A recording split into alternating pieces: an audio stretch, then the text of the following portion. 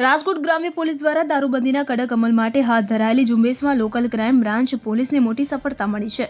LCB શાખાએ Virpur town વિસ્તારમાં દરોડો પાડીને લાખો રૂપિયાનો વિદેશી દારૂ ઝડપી પાડ્યો। રાજકોટ રેન્જ આઈજી અશોક કુમાર અને જિલ્લા પોલીસ અધિક્ષક વિજયસિંહ ગુર્જરની સૂચનાના પગલે કરવામાં આવેલી કામગીરીને પગલે એલસીબીની ટીમ પેટ્રોલિંગમાં હતી। દરમિયાન સ્ટાફના ઇન્દ્રસિંહ જાડેજા, જયવીરસિંહ રાત્રા, રાણા, મનોજભાઈ બાયલ અને મહિપાલસિંહ ચુડાસમાને મળેલી સંયુક્ત બાતમીના આધારે દરોડાની કામગીરી કરવામાં આવી હતી। પોલીસે વીરપુરના રહેવાસી અતુલભાઈ મંજીભાઈ સખિયાએ તેના ભાઈના કબજા ભોગવટાના મકાન પાસે વિદેશી દારૂનો જથ્થો સંતાડેલો હતો અને દરોડા દરમિયાન પોલીસે ઘટના સ્થળેથી અલગ અલગ બ્રાન્ડની નાની મોટી કુલ 3804 બોટલો જપ્ત કરી હતી, જેની કિંમત 9,816 રૂપિયા થાય છે અને દારૂ ઉપરાંત પોલીસે સ્થળ પરથી 4200 રૂપિયાના 14 લોખંડના બેરલ અને 1000 રૂપિયાના કટર મશીન તથા ઇલેક્ટ્રિક બોર્ડ પણ કબજે કર્યા હતા અને આમ પોલીસે કુલ 9,06,016નો મુદ્દામાલ જપ્ત કર્યો છે અને આ ગુનામાં સંડોવાયેલ વ્યક્તિ અતુલભાઈ મંજીભાઈ સખ્યા દરોડા સમયે હાજર ન હોવાથી તેને વોન્ટેડ જાહેર કરી આગળની કાર્યવાહી હાથ ધરવામાં આવી છે।